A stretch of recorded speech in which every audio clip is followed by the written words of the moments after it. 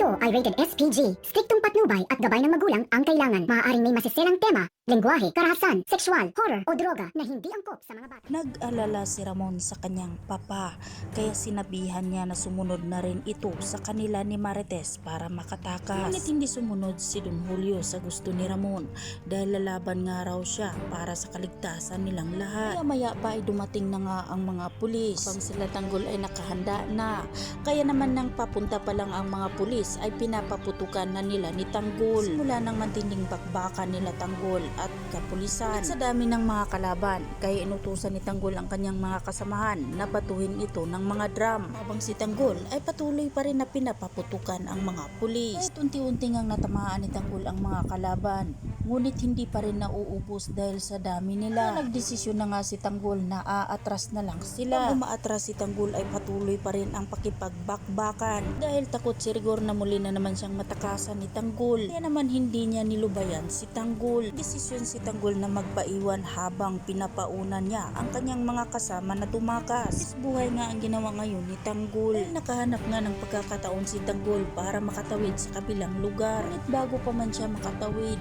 walang tigil na paputok ni Tanggol habang nakasabi para mapigilan niya ang pagpasok ng mga pulis. Ito niya ipinakita ang kanyang galing at diskarte.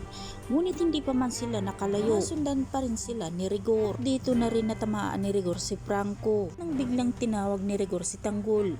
Nang paglingon nga ni Tanggol ay binaril nga ni Rigor itong si Tanggol.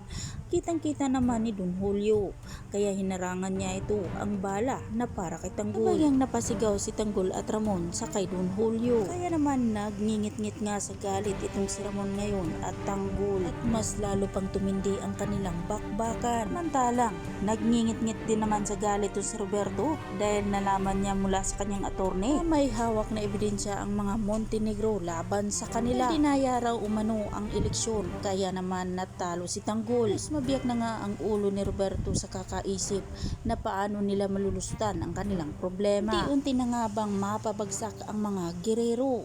Yan ang ating pakatutukan at aabangan sa mga susunod pang mga kaganapan dito lang sa FPJ Batang Quiapo.